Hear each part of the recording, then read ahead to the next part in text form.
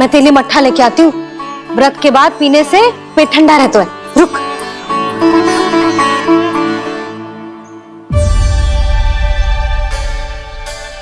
भक्तों ने अभी तक व्रत नहीं तोड़ा है, मैं कैसे तोड़ लूं? भूख कहाँ से होगी? श्री हरि नाम से पेट तो भर लेते हो। श्री हरि श्री हरि श्री हरि।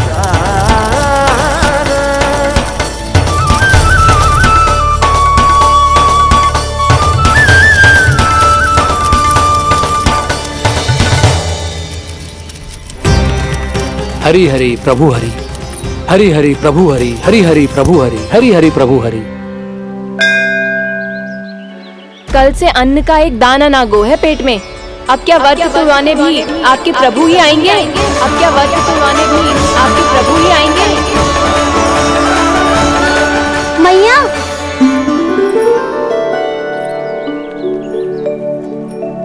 मैया पहले व्रत तोड़ के कच्चू खा तो लो। अभी ना, लौट के आने के बाद। हाँ,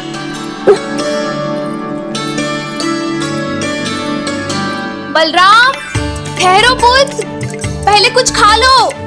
व्रत तोड़ना आवश्यक होता है। मैया ने एकादशी का महत्व बताया। लगता है मुझे सबको द्वादशी पर व्रत तोड़ने समाप्त करने का महत्व बताना होगा। हरि हरि हरि हरि हरि, मेरे हरि।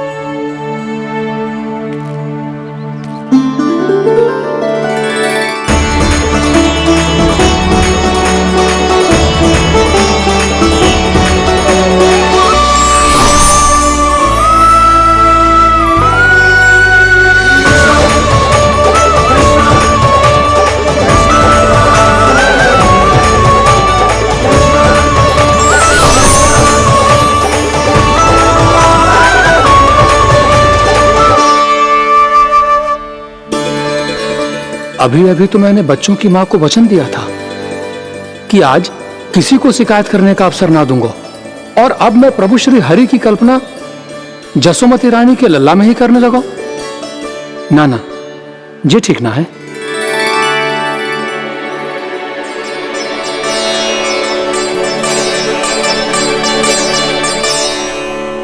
ठीक ही तो है, बिल्कुल सही पहचाना है आपने।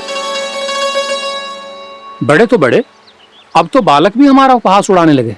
मैं आपका उपहास नहीं उड़ाने आया, मैं तो आपके एकादशी के व्रत को पूरा कराने आया हूँ।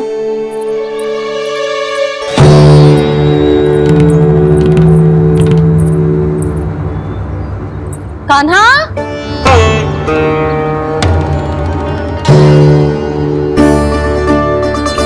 तो ये रे आपकी छड़ी और ये रे मेरी पीठ।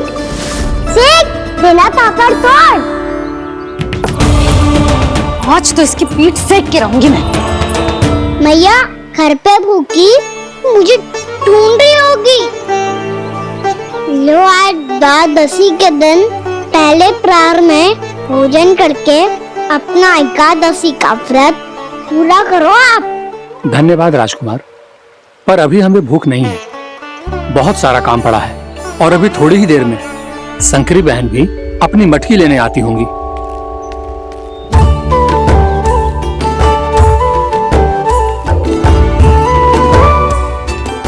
पर मैं आपका व्रत पूरा कराए बिना नहीं जा सकता।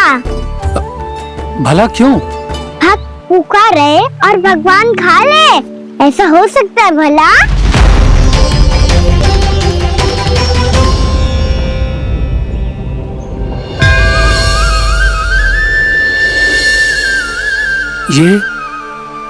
ये कैसा भ्रम हो रहा है मुझे? मुझे लगता है अपना काम करना चाहिए। द्वादशी के पहले प्रहर में व्रत पूरा करना बहुत आवश्यक होता है, ना तो एकादशी का व्रत भी पूरा ना मानो जाता। इतनी सारी ज्ञान की बातें तुम्हें कैसे पता है लल्ला?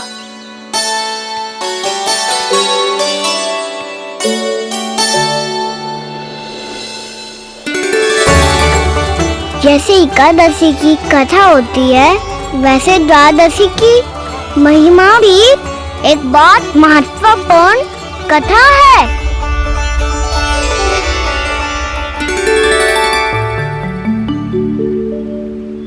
कैसी कथा? बिल्कुल सही समय पे आई हो आप, क्योंकि आपको ये कथा आपको अवश्य सुननी चाहिए।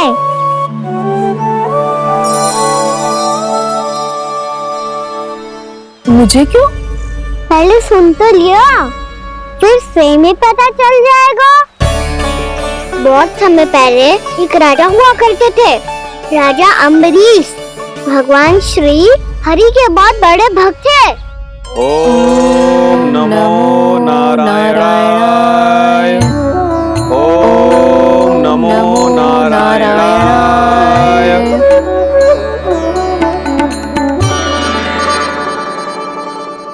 नेक पुण्य के काम करते थे वो। अपनी पत्नी के साथ हरि का नाम जपते रहते थे।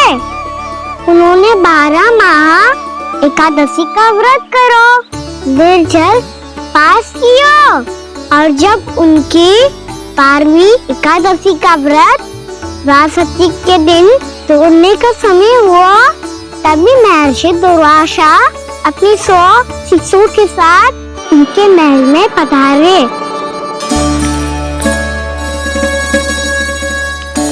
प्रणाम स्वीकार करें महर्षि। आप जैसे महान ऋषि मेरे राज्यसभा में आए, वो भी ऐसे अवसर पर जब मैं और मेरी पत्नी निरंतर 12 एकादशियों के बाद अंतिम एकादशी का व्रत तोड़ेंगे। इससे बड़े सौभाग्य की क्या बात हो सकती है हमारे लिए। आज आपके साथ साथ मेरा और मेरे शिष्यों का एकादशी व्रत भी पूरा होगा।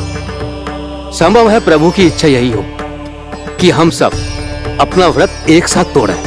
ये तो अत्यधिक प्रसन्नता की बात है महर्षि। तो फिर ठीक है, हम सब यात्रा से थके हैं। व्रत तोड़ने से पहले हम स्नान करना चाहते हैं। जैसी आपकी इच्छा महर्षि। जब तक आप लोग लौटेंगे तब तक आपके सारे प्रबंध यहाँ हो चुके होंगे।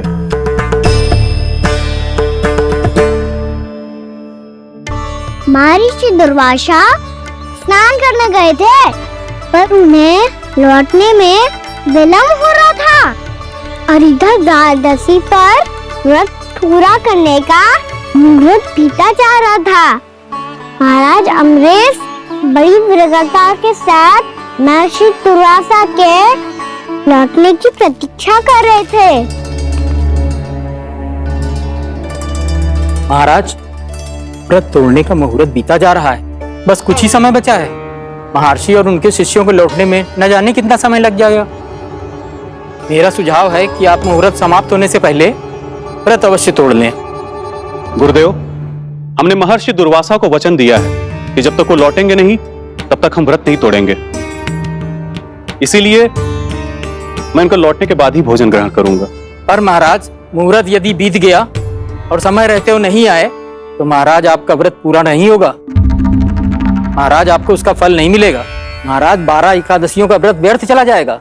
किंतु गुरुदेव, यदि मैंने भोजन कर लिया तो ये तो अतिथियों का अपमान होगा। आप उचित कह रहे हैं महाराज। भोजन के लिए उनकी प्रतीक्षा अवश्य कीजिए महाराज। पर मुहूर्त रहते हुए एक तुलसी का पत्ता और जल ग्रहण कर लीजिए।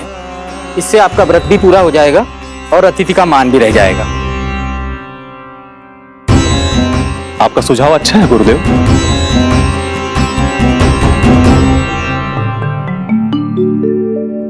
जैसे ही महाराज ने तुलसी का पत्ता खाया, वैसे ही महर्षि दुर्वासा लौट आए। महाराज,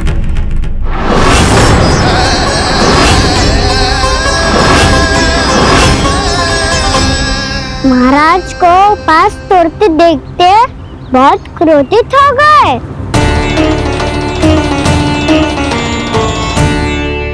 बहुत बड़े भक्त हैं आप, परंतु आप ये नहीं जानते अपने अतिथियों के साथ कैसा व्यवहार करना चाहिए। आपने हमें साथ भोजन करने का वचन दिया था, पर अपना व्रत क्यों तोड़ा आपने? महर्षि, मैंने भोजन नहीं ग्रहण किया। कहीं मुहूर्त न निकल जाए, इस कारण मैंने एक तुलसी का पत्ता ग्रहण कर लिया। 56 भोग खाया हो या एक पत्ता, अपना व्रत तोड़कर अतिथियों का अपमान किया है, मेरा अपमान किया है। अब आपको दंड भोगना होगा ताकि आप सीख पाएं कि अतिथियों के साथ कैसा व्यवहार होना चाहिए। महर्षि, आप जो भी दंड मुझे देंगे मुझे स्वीकार है, किंतु आप क्रोधित मत होइए। क्रोध का कारण आपने दिया है महाराज। एक महर्षि का अपमान करके राक्षसी प्रवृत्ति का परिचय दिया है आपने, इसीलिए अब एक राक्षसी आपको दंड देगी।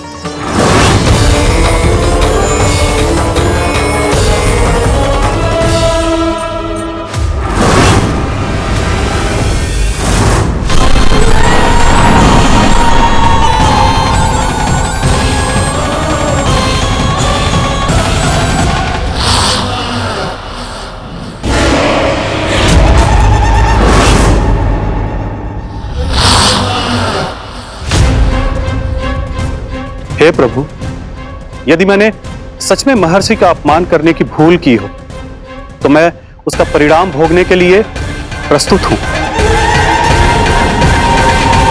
ओम नमो नारायणाय, ओम नमो नारायणाय नमः। महर्षि दुर्वासा को यह आभास ही नहीं था कि महाराज अम्बरीश ने उनका अपमान नहीं किया था, फिर भी उसे अपमान मान के वो श्री नारायण के भक्त पे संदेह कर रहे थे। मैंने भी तो भोला राम की भक्ति पे संदेह किया था।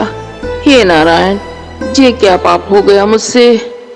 संदेह किसी अपमान से कम ना हो तो, और भगवान सब सह सकते हैं, पर उनके प्रिय भक्तों का अपमान सहन ना कर सकते, इसीलिए उन्होंने हस्तक्षेप करने का निर्णय लिया।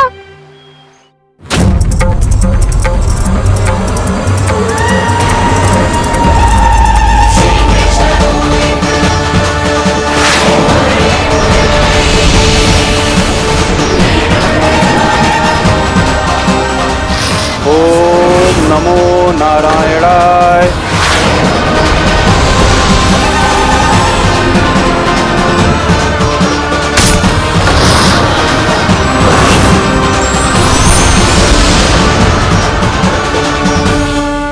और फिर भगवान का वो सुदर्शन चक्र महर्षि दुर्वासा के पीछे पड़ गया।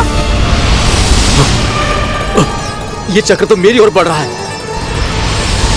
ओम नमो नारायणाय। ये कैसे संभव हो सकता है? कोई रोको इसे, कोई रोको इसे।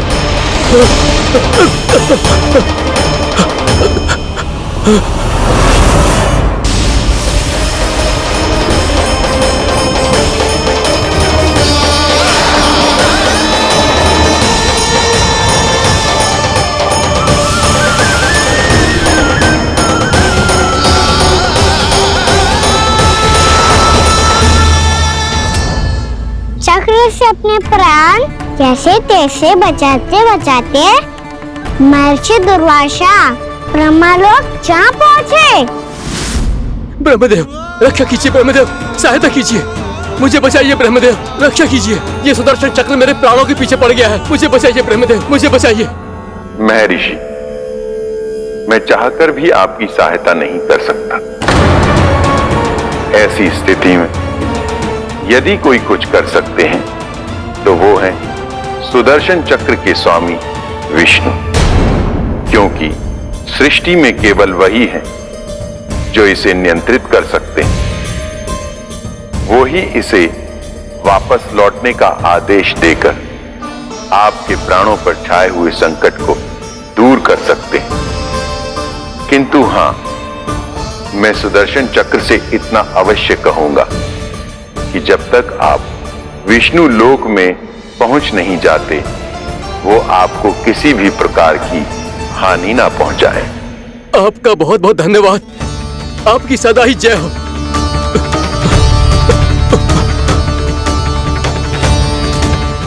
फिर क्या था?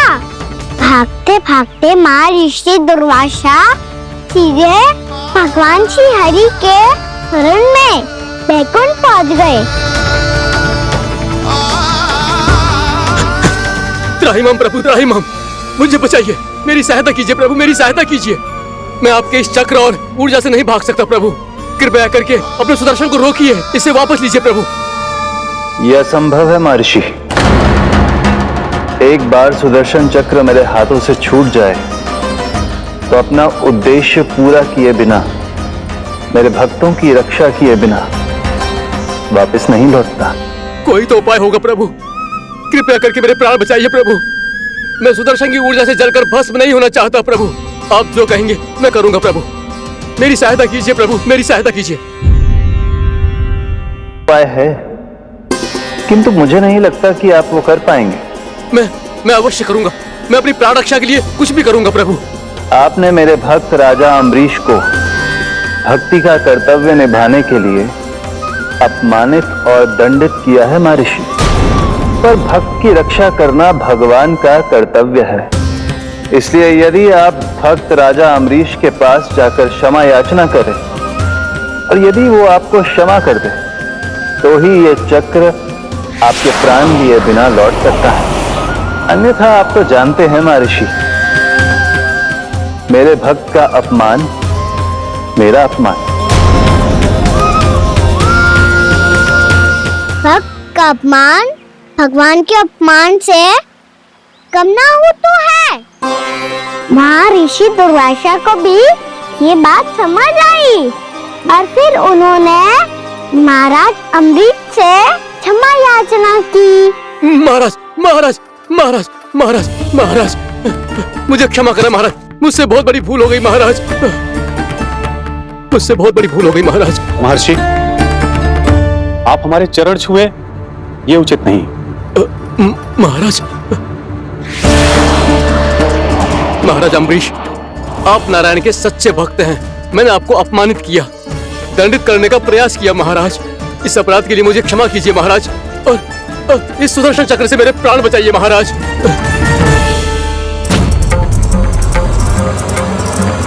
हे महान सुदर्शन, यदि महर्षि के लिए मेरे हृदय में अभी भी वही सम्मान और प्रेम हो जो इनके प्रथम आगमन पे था, तो कृपया आप अपने धाम वापस लौट जाइए।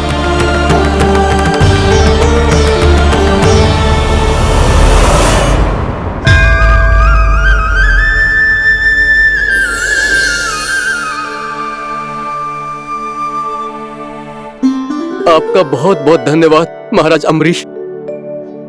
मैं आपको आशीर्वाद देता हूं कि आप देवराज इंद्र के समान शक्तिशाली हों। आपकी कीर्ति का पताका 10 दिशाओं में फहराए। मेरी बस एक ही इच्छा है महर्षि, कि मैं आपके साथ अपना उपवास तोड़ सकूं। अवश्य महाराज, हम सब भोजन आपके साथ करेंगे और अपने आप को नारायण की सेवा में अर्पित करके व्रत को पूरा करेंगे, क्योंकि आज जो यहाँ हुआ है उससे सिद्ध हो चुका है कि एकादशी व्रत का फल द्वादशी की सुबह भोजन करने से ही प्राप्त होता है। इस कथा से हमें पता चलता है कि सभी को द्वादशी के सुबह भर पेट भोजन करके एकादशी का व्रत पूरा करना चाहिए। और दूसरी बात, भगवान की सच्ची भक्ति अपमान कभी ना करना चाहिए, उनके साथ सदैव प्रेम से व्यवहार करना चाहिए। यही भगवान को सबसे अधिक प्रिय है। भैया भोला राम, मैंने भी श्री हरि पे तुम्हारे विश्वास का उपहास उड़ाया था, मुझे क्षमा कर दो। ना ना, आप क्षमा मांगकर मुझे लज्जित मत करो, आप तो मेरी बहन जैसी हैं। जब महर्षि दुर्वासा जैसे महान ऋषि को भी प्रभु के भक्त से क्षमा मांगनी पड़ी, तो मैं तो बहुत ही तुच्छ हूँ। मुझे आपकी किसी भी बात का बुरा ना लगा। पर पता है प्रभु को कौन सी बात सब भूला रखता है? कौन सी बात? जब उनका भक्त भूखा रहे, हमें भी अपना व्रत पूरा ना करे।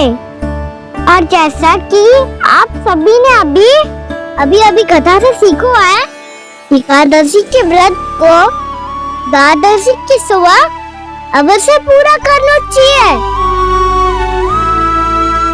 अब आप जाओ, अपना व्रत पूरा करो।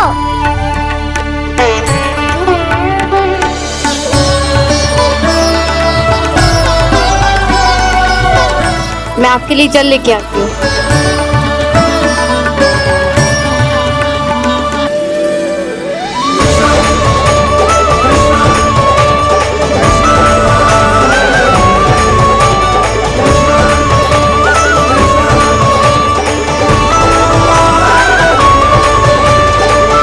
लो खाओ।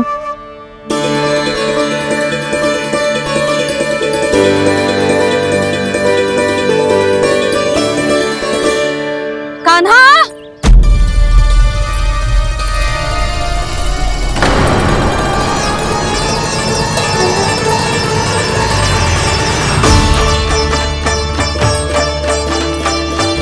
बोलो काका, सिगरेट छुपा लो मुझे, मैया आ रही है, बहुत क्रोध में लगती है।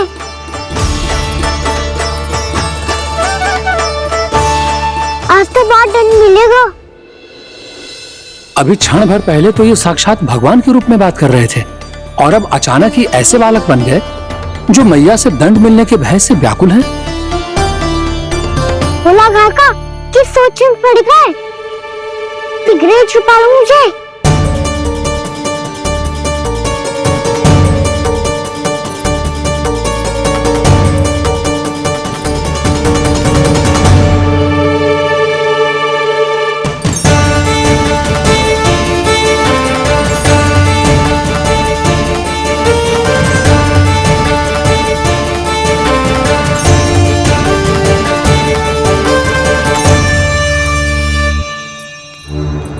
भोलानाथ जी, कान्हा को देखो है क्या? मैंने तो अपने प्रभु को देखा है। मैं अपने लल्ला को ढूंढ रही हूँ, उसे देखो है आपने? वही तो मैं भी कह रहा हूँ जसोदा रानी, मैंने सिर्फ और सिर्फ अपने प्रभु को देखा है। ये तो अब भी अपनी भक्ति में ही खोया हुआ है, इससे पूछ के कछु लाभ ना है, मुझे ही ढूंढना पड़ेगा।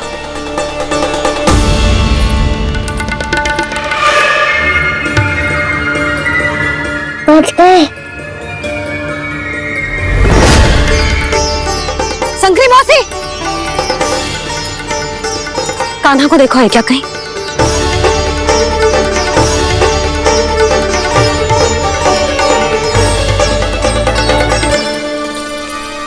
बोला काका, मुझे सिगरेट निकालो ना यहाँ से, मैया फिर से इधर ही आ रही है।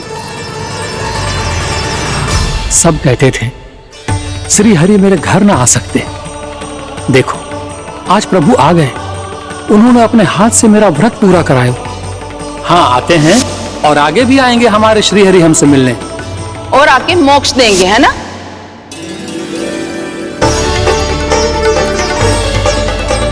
सिगरेट निकालो ना बोला काका, मैया आ रही है। मैं ना निकालूं? क्यों? मेरा अर्थ है मैं निकालूंगा, अवश्य निकालूंगा, पर तब तक नहीं निकालूंगा जब तक आप मेरी सारी बातें मान नहीं लेते हैं। कौन सी बात? प्रभु,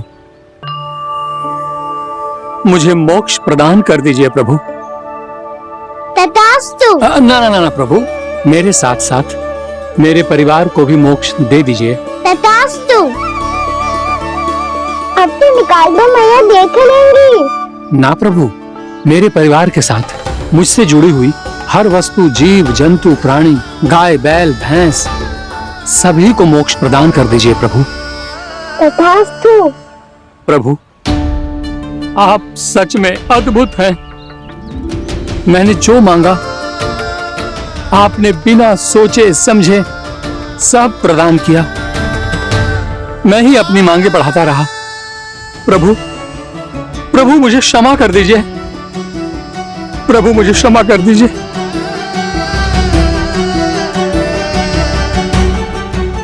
आइए प्रभु।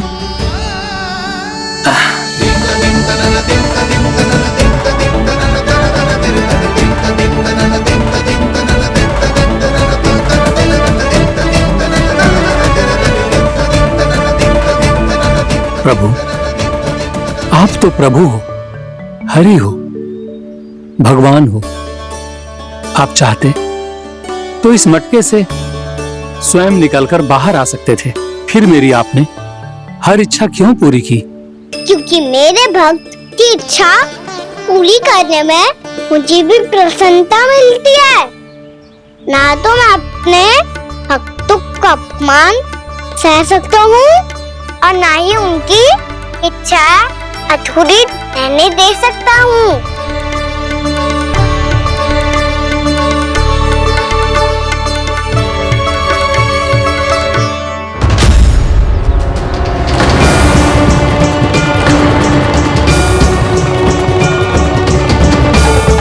क्या कही थी तूने? हाँ, कि तू फिर से छल ना करेगा। फिर मुझे बिना बताए घर से बाहर कैसे निकलो? क्षमा करना मैया, पर जो आपने सिखाया था मैंने तो उसी का ही पालन करो है। फिर से चतुराई कर रहे हो है ना? हाँ, आप ही ने तो कही थी ना, यदि कछु करने से किसी को हानि ना पहुंचती हो या फिर किसी अच्छे कार्य में सहायता मिली हो तो आज्ञा लेने की आवश्यकता ना होती। यदि तेरे कछु करने से किसी और की कोई हानि ना हो रही हो या किसी के अच्छे कार्य में सहायता हो रही हो तो मुझसे आज्ञा लेने की आवश्यकता ना है। तो किस अच्छे कार्य के लिए आया है यहाँ? एकादशी की सुबह एकादशी का व्रत खोल के भोजन करा जाते हैं। ये बात ना तो भोला काका को पता थी, ना शंकरी मासी को और ना ही किसी और को। और तुझे पता थी? हाँ, मेरी मैया ने बहुत अच्छे से सिखाया है मुझे। जैसे कल तूने एकादशी कथा सुनाई थी ना, आज वैसे ही तेरे लल्ला ने सबको द्वादशी कथा सुनाई है। सच्ची यशोदा रानी जी, इसने तो हमारी आंखें ही खोल दी। और भाभी, सच तो ये है कि मुझे भी ना पता था कि ये इतना बड़ा ज्ञानी है और इतना अधिक समझदार भी।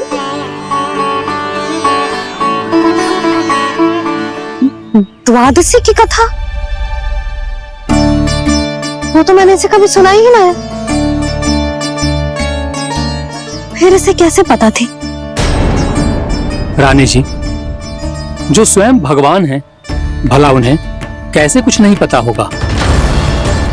मैंने तो इन्हें पहचान लिया। और हाँ, आप सब लोग भी इन्हें अपने अंतर मन की आंखों से देखिए, हो सकता है इन्हें पहचान पाएं।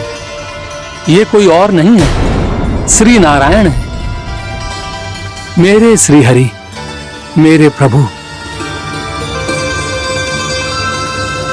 जय श्री हरि।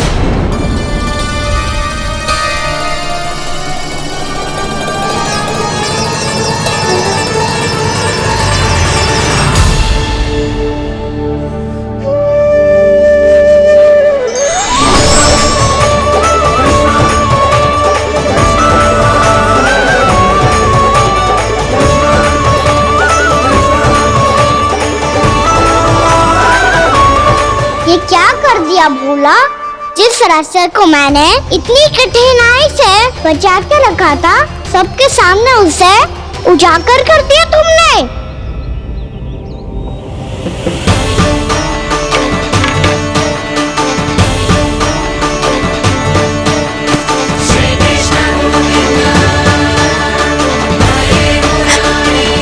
नारायण, नारायण, श्री नारायण।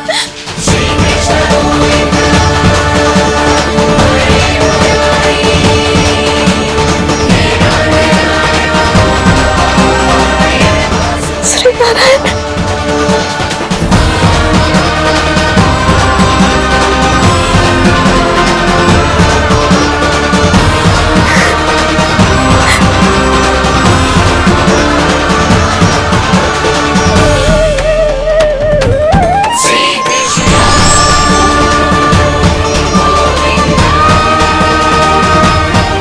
श्री नारायण प्रभु।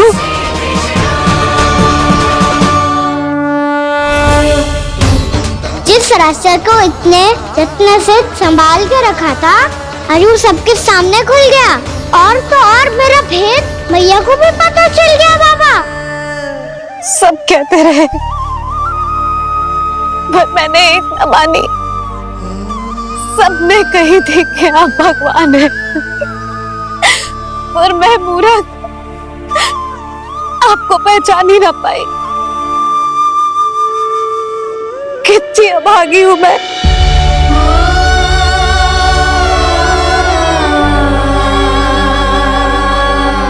जिस मुंह से मुझे आपकी महिमा गानी चाहिए थी,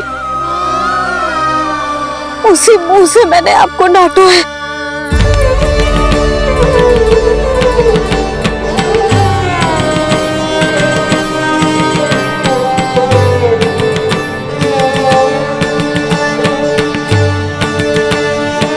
जिन हाथों से मुझे आपके चरण छूने चाहिए थे, उन हाथों से मैंने आपके कान पकड़े।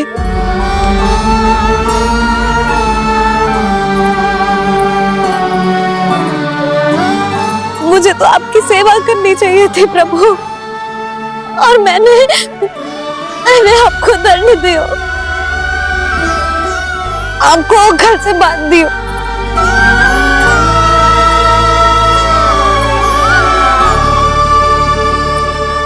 बावली हो गई थी प्रभु। अपने श्री नारायण को, अपने प्रभु को एक साधारण सा बालक समझ लियो मैंने। मैं आपके लिए भगवान नहीं हूँ मैया, साधारण बालक ही हूँ, बस आपका लल्ला। बुद्धि भ्रष्ट हो गई थी, भूल पर भूल करती चली गई। आज भी आपके पीछे पीछे छड़ी लेकर दौड़ी चली आई।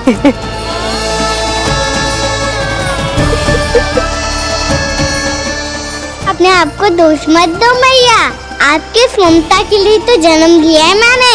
हमारा से मन बदलने मत दो, मेरे लिए वही पुरानी मैया बनी रहो आप, और मुझे रहने दो आपका वही नटखट लल्ला। मुझे क्षमा कर दो प्रभु, मुझे क्षमा कर दो। बाबा ये कैसा अंत हो गया है? मैया तो मुझे भगवान मानने लगी, पर मैं इसे स्वीकार नहीं कर सकता। अभी नहीं बाबा, इतनी शीघ्र नहीं। आप ऐसे खड़े क्यों बाबा? कुछ ऐसा करो ना कि मैया फिर से मेरे मैया बन जाए। उनकी दृष्टि में भक्ति नहीं, ममता चाहिए मुझे। कान्हा, मेरे सामर्थ्य में हो तो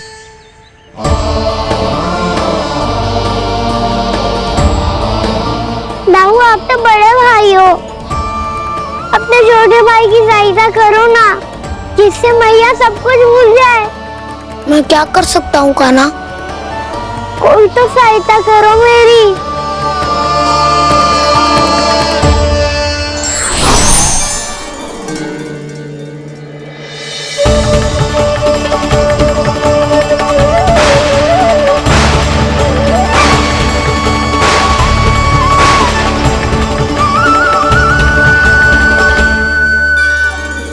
अपने आप को संभालिए प्रभु।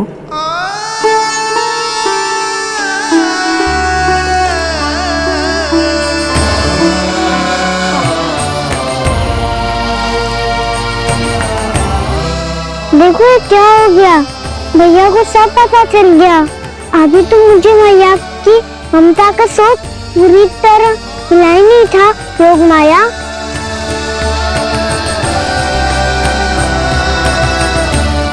मेरी सहायता करो ना। कितनी अद्भुत है ममता की शक्ति। भगवान को भी एक साधारण बालक बना देती है।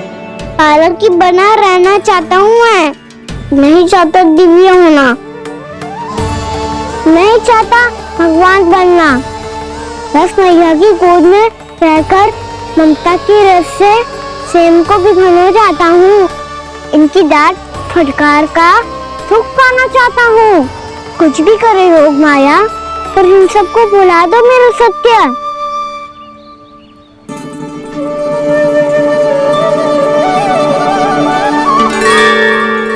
और इन्हें तो मोक्ष का वरदान मिल गया है प्रभु, इसलिए इनके लिए समय की गति को लौटा पाना संभव नहीं होगा। प्रभु, अब मुझे ये सब भूलने की कोई आवश्यकता नहीं है। मुझसे जो त्रुटि हुई है अब वो दोबारा कभी नहीं होगी, और आज के बाद आपका ये सत्य मैं किसी को नहीं बताऊंगा प्रभु, क्योंकि मुझे पता चल गया है कि आपका यशोमती मैया के लल्ला बने रहना कितना आवश्यक है।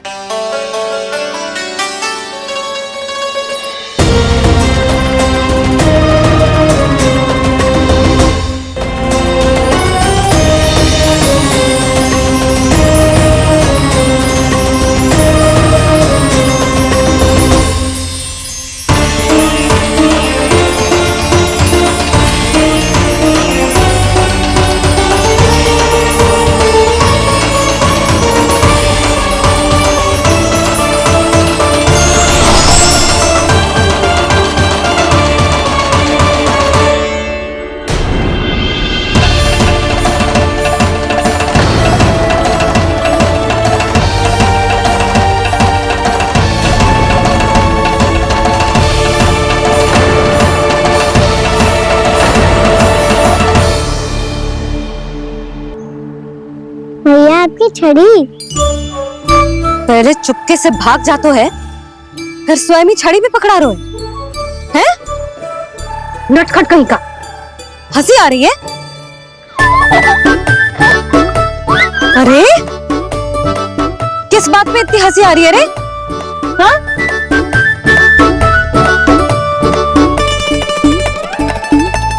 आपकी लीला अद्भुत है प्रभु, और अद्भुत है आपका मैया के प्रति प्रेम। हंसी ना है मैया, ये तो प्रसन्नता है, अपने मैया से मिल जाने की प्रसन्नता।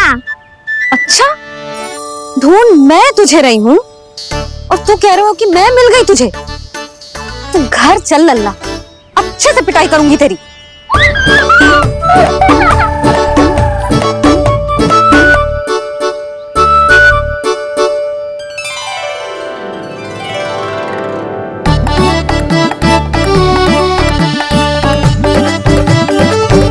पिटाई से गाल लाल होंगे ना तेरे, तब हंसी बंद होगी तेरी।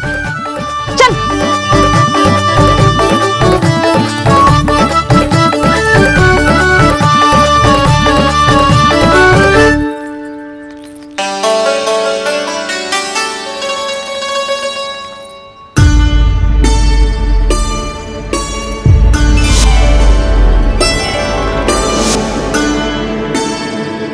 लगता है भैया की और चतुर स्मृति वापस आ रही है।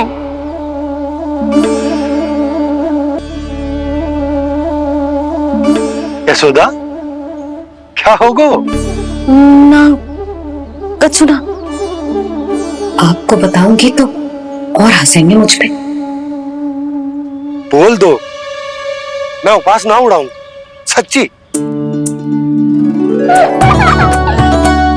देखो देखो इसे कैसे हंस रहा है। मेरे हाथ में छड़ी है, मैया क्रोधित है, पर जे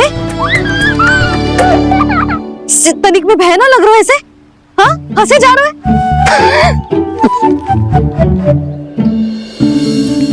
दोनों बाबा लल्ला एक जैसे हो। चल तू, चल चल। दाऊ, आप तो बड़े भाई हो, अपने छोटे भाई की सहायता करो ना, जिससे मैया सब कुछ भूल जाए। सुबल, तू कच्चू खा क्यों ना रो है? व्रत ही करना था तो बलराम के जैसे कल कर ले। तो कल तो एकादशी भी थी। कान्हा के बिना कछु करने का मेरा मन ही ना कर। तो बात तो सच्ची है, उसके बिना गौसारन भी ऐसा लगता है जैसे कितना भारी कार्य है, व्यवस्था में करना पड़ता है। सही कह रहे हो तुम दोनों। मैं तो गोपालक भी इसलिए बना था ताकि कान्हा के संग खेलने को मिल जाए। बलराम तो हमारा सगा का और मुख्य अधिक है।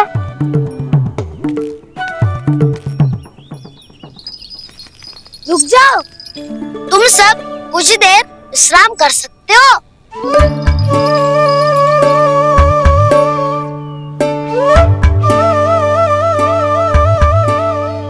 तू बोल। ना मैं ना बोलूंगा, तुम दोनों ही बोलो। और तुम सबका सखा पहले हूँ और टोली का मुखिया बाद में, इसलिए घबराने की आवश्यकता नहीं है। जो भी बात है बिना हिचक बता सकते हो मुझे। तो फिर कुछ ऐसा करो ना कि कान्हा फिर से हमारे साथ गौचारण करने के लिए आने लगे।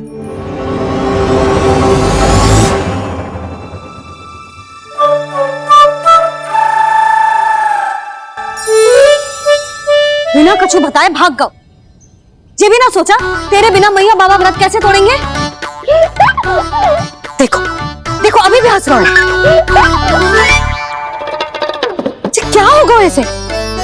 रुक, प्रसाद लेके आती हूँ। क्षमा कर दो मैया, पर जैसे आपके लिए ना हूँ वैसे ही मेरे लिए मेरा भक्त, इसीलिए भोला राम का व्रत तोड़वाने जाना आवश्यक था।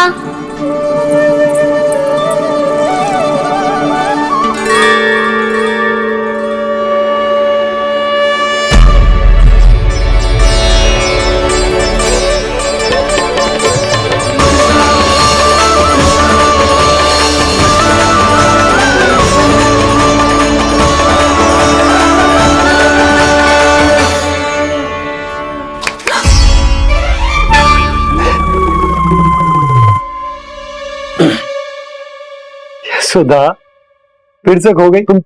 अरे कौन से स्वप्न लोक में चली जाती हो तुम बार बार?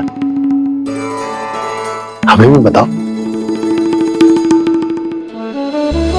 माया का प्रभाव ममता पर अधिक समय तक नहीं रह पाता प्रभु। अरे बोलो ना यशोदा, क्या सोच रही थी?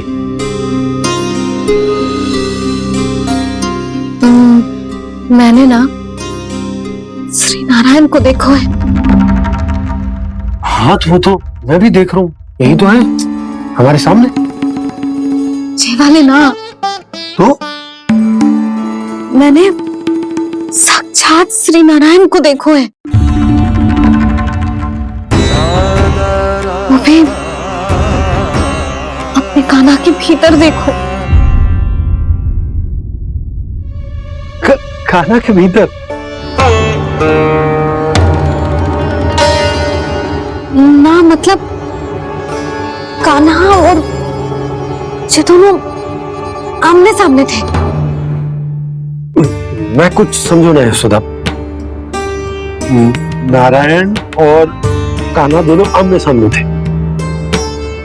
ना, मेरे कहने का अर्थ है कि कान्हा और श्री नारायण एक दूसरे के आगे पीछे थे।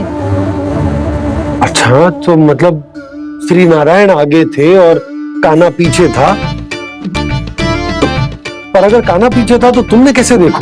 ओहो, कान्हा आगे था, श्री नारायण पीछे थे।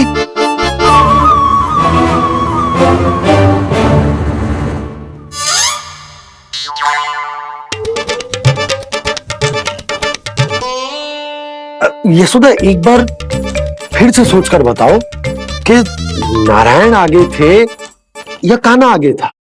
ठीक से याद करो। बता तो रही हूँ जी, थोड़ी धुंधली धुंधली सी स्मृति है। बाबा, इससे पहले कि उनके संदेह की अग्नि स्मृति की वायु पाकर और भड़क जाए, कुछ भी करो पर बुझाओ इसे। स्वप्न देखो है तुमने? हाँ, संभव है स्वप्न ही था। पर यदि स्वप्न था तो सुबह सुबह उठते ही उसकी स्मृति क्यों ना आई? अब क्यों आ रही है उसकी स्मृति? और वो भी तब से जब से मैं भोला राम के यहाँ से कान्हा को लेके आई हूँ।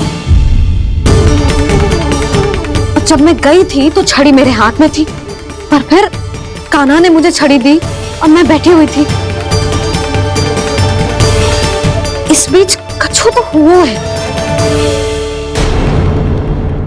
भैया की और चेतन स्मृति वापस आ रही है।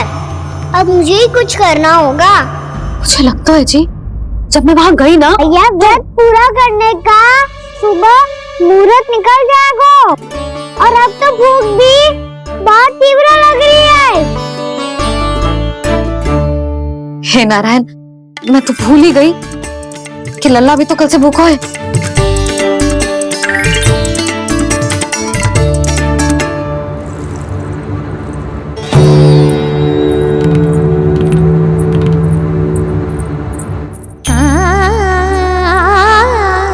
ले, खा।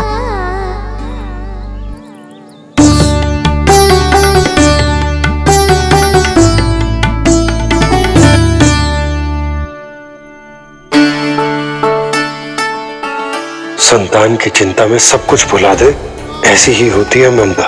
और कान्हा को अच्छे से पता है कि इसको लाभ कैसे उठाना है।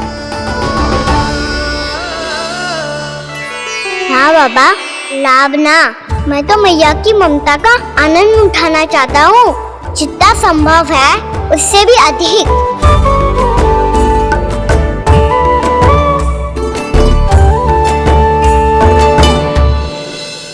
बलराम, कान्हा को फिर से गौचारण लाने के लिए केवल तू ही मना सकते है। तुम्हें ही वो क्षमता है, हमारी टोली के मुख्य गोपालक जो हो तुम। हाँ, और कान्हा के दाव भी तो हो तुम। हाँ, वो तुमको मना ना कर पाएगा।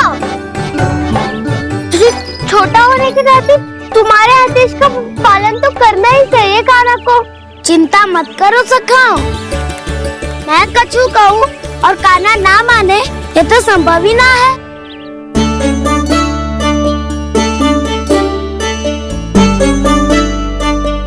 आज जो हुआ ना जाने और कितने समय तक मेरा सत्य आपसे छिपा रह पाएगा, इसीलिए अब से अधिक समय मैं आपके साथ ही बिताऊंगा। मैंने कह दिया तो समझ लो, पत्थर पे रेखा खींच गई। कल से कान्हा हम सबके साथ अवश्य आएगा। अपना सारा समय हमारे साथ बिताएगा वो।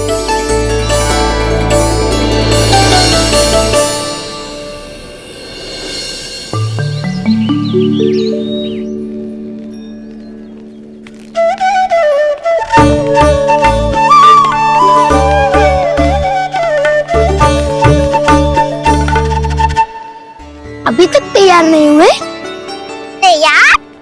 गौचारण के लिए चलना है ना, तुम्हें लेने आया हूँ। नाना तो मैं ना चल सकता, मुझे आज्ञा ना है। वो तो माखन चोरी के लिए भी नहीं थी।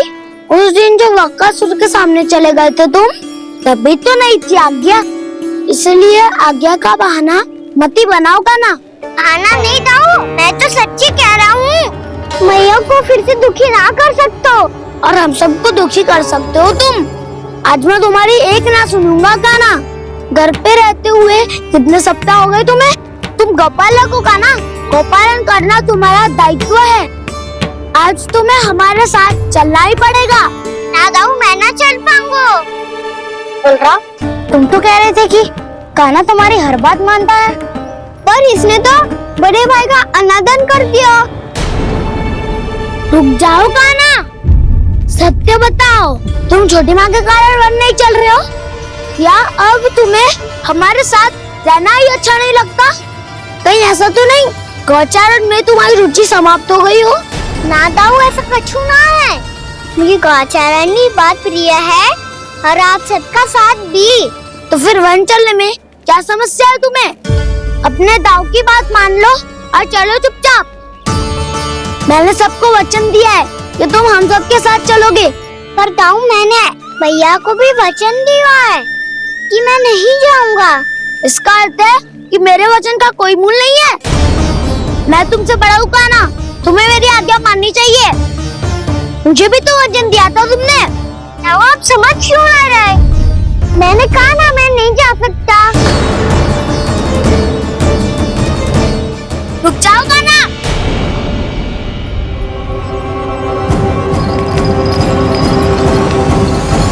ऐसे कैसे नहीं आ सकते? मैंने बल्कि हम सब ने तुम्हारी हर शरारत में तुम्हारा साथ दिया है, चाहे माखन चोरी हो या गोचारण। और अब तुम अपने ताऊ को ही पीठ दिखा के जा रहे हो। ताऊ मैं आपका बहुत सम्मान करता हूँ, पर मैंने कहा ना मैं नहीं जा सकता। मुझे मेरी मैया के साथ ही रहना है। तो फिर तुम्हारे लिए मैं यही महत्वपूर्ण है। ताऊ नहीं, सखा नहीं, गयाऊ भी नहीं। कान्हा ने तो तुम्हारी बात मानने से मना कर दिया बलराम। लग तो है सच्चो भाई ना है। जानते हो इससे क्या सिद्ध होता है कान्हा? कि तुम छोटी माँ के पुत्र नहीं हो, कि तुम छोटी माँ के पुत्र नहीं हो। ताऊ ये क्या कह रहे हो आप? और नहीं तो क्या, तुम उनके वास्तविक पुत्र होते तो अपने ताऊ की आज्ञा कभी नहीं टालते। ऐसा मत ही कहो ताऊ, मैं अपनी मैया का ही लल्ला हूँ। मुझे तो लगता है छोटी माँ हाथ से ग्रह करके लाई है तुम्हें। अब ऐसा क्यों बोल रहे हो ताऊ? क्योंकि मैं वो सत्य देख रहा हूँ जो तुम नहीं देख पा रहे हो। छोटी माँ और छोटे पापा दोनों गोरे हैं और तुम अपना रंग देख लो, स्वयं विचार कर लो। जी तो मैंने भी सोचा था, बस बोला नहीं। हाँ तो क्या हुआ, मेरी त्वचा का रंग अलग है, मैं उन्हीं का ही लल्ला हूँ। बस धूप में तुम सबके साथ इतना खेला हूँ कि मेरी त्वचा का रंग बदल को है। बड़बोली बात मत ही कर कान्हा, स्वयं को बचाने के लिए हम पर दोष लगा रहे हो। सत्य तो ये है कि तेरी त्वचा सदैव से ऐसी थी कान्हा। लग तो है ये कि बलराम सही कह रहा है। इसका अर्थ है कि सस्ते में नन काका और यशोदा काकी इसके हाथ से ग्रेप करके आए हैं। बालक हाथ में थोड़ी ना मिलता है। हमारे घर में जो बछड़ा है उसको तो मेरे बाबा हाथ से ही लाए थे, पर मुझे हाथ से कोई ना लायो है। मैं अपनी मैया का ही लल्ला हूँ, यशोमती मैया का नंदलाला ही हूँ मैं। तुम्हें वन चलना है तो चलो या फिर मत चलो, पर छोटी माँ और छोटे बाबा का लल्ला बनने का स्वांग करने की कोई आवश्यकता नहीं है।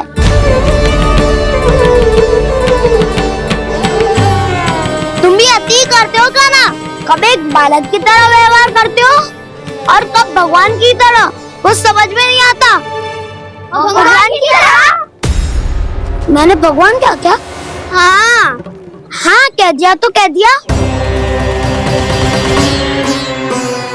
खड़े खड़े मेरा मुंह क्या देख रहे हो? चलो,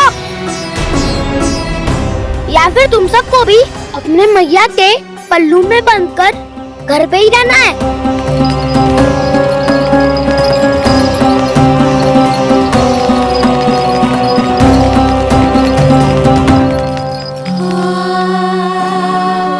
जानते हो इससे क्या सिद्ध होता है कान्हा?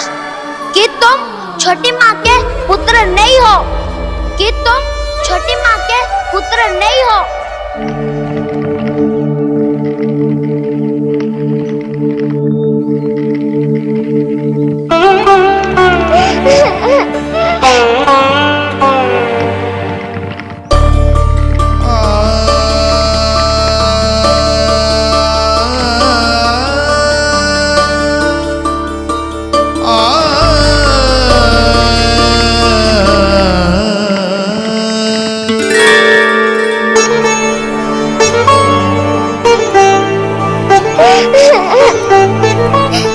क्या हो लल्ला, रो क्यों रहे हो?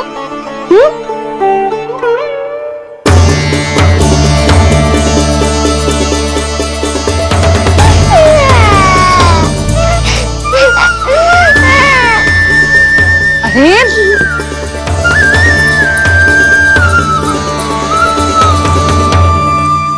मैया को ना बताए को लल्ला, क्या हुआ? हाँ लल्ला, क्यों रो रहे हो लल्ला? बता, किसी ने कछु कही है क्या? क्या होगा लल्ला? मैं आपका लल्ला ना हूँ।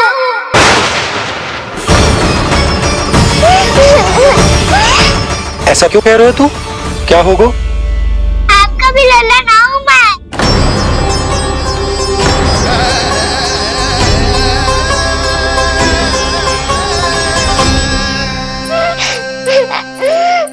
लल्ला, कान्हा, जी क्यों कह रहे हो लल्ला? मुझे पता चल गया है, मैं आप दोनों का लल्ला ना हूँ।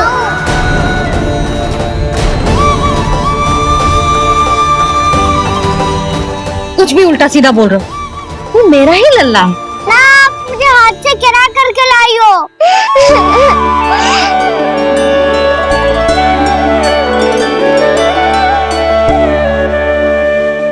लल्ला, तुझे किसने कही कि हाट पे बालक मिलते हैं? मिलते हैं, पूरी गैया का बालक भी तो हाट से ही आयो है। अच्छा, क्षण भर के लिए मान लिया कि हाट में बालक मिलते हैं, पर तुझे कैसे पता चला कि तुझे हाट से ही लेके आए? मेरा रंग देखो और फिर अपना हाथ देखो। मैं रात के अंधेरा जैसा हूँ और आप दिन की उजाली जैसी।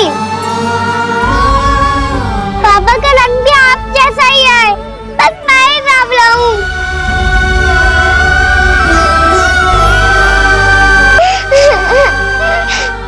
उससे क्या अंतर पड़ता है लल्ला? पर तो मैं तभी तो दाऊ अन्य सभी सखाओ ने ऐसा कहा। इस बात पर ध्यान मत ही दे। माँ की ममता और बाबा का स्नेह, इसका कोई रंग ना हो तो है लल्ला। तो फिर आप ही बताओ, भैया क्यों गोरी और मैं क्यों काला? हाट से आया क्रय होके, सुन हो गए कृष्णाधीर।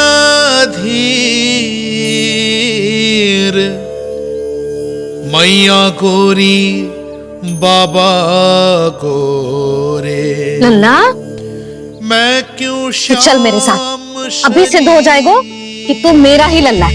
चल।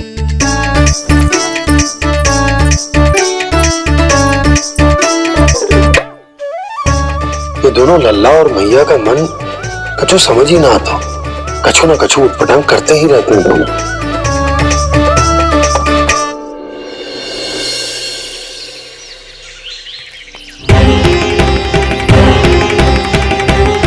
भैया ऐसे ले जा रही है मुझे, कहाँ और क्यों?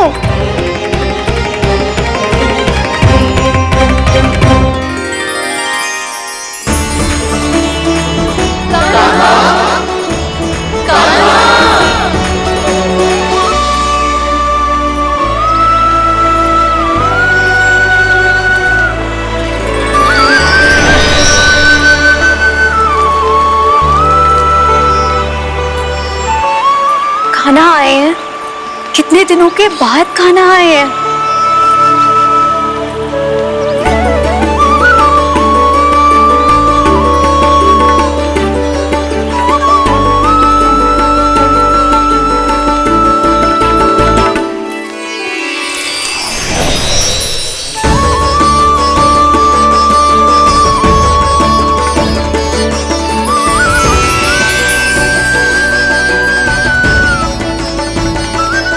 आंखें पथरा गई थी मार्ग देखते देखते। आज बहुत दिनों के बाद आपके दर्शन करके मेरे वन का और मेरे मन का कोना कोना जैसे खेल उठा हो। तुम्हारी योजना का भी कोई लाभ ना हो। योजना बना के छल में फंसाना मुझे नहीं आता। इस सब में तो केवल कान्हा ही प्रवीण है। कल उसने यशोदा काकी से हम सबकी शिकायत कर दी तो ले लग तो है कर ही दी, वो देखो। आजा।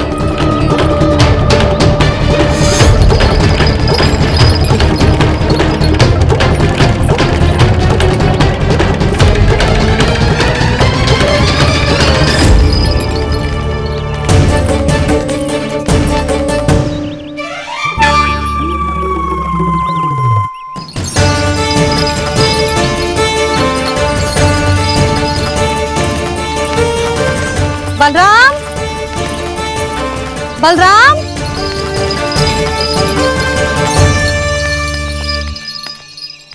ये बसंती कहाँ है?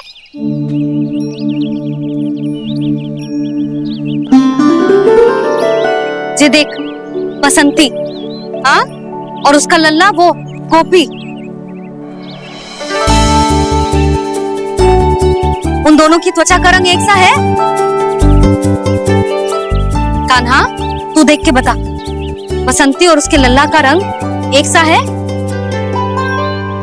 और ये देख डमरू, इसका जन्म तो तेरे सामने हुआ था ना? हाँ, और उसकी मैया गोमती, इन दोनों की त्वचा का मिलान कर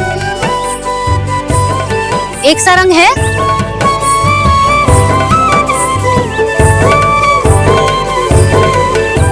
सब के सब गोपालक सामने आओ।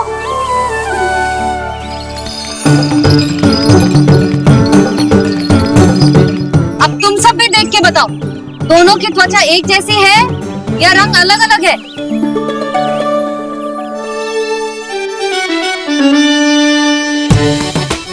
अलग अलग है। श्रीदामा, तेरी गैया, ये देख सुभा, उन दोनों का रंग एक सा है कि अलग अलग? तो जब सुभा और श्यामू का रंग अलग हो सकता है, डमरू और गोमती का रंग अलग अलग हो सकता है, और जे गोपी और बसंती का रंग अलग अलग हो सकता है, तो भी जैसा मैया और लल्ला ही है ना?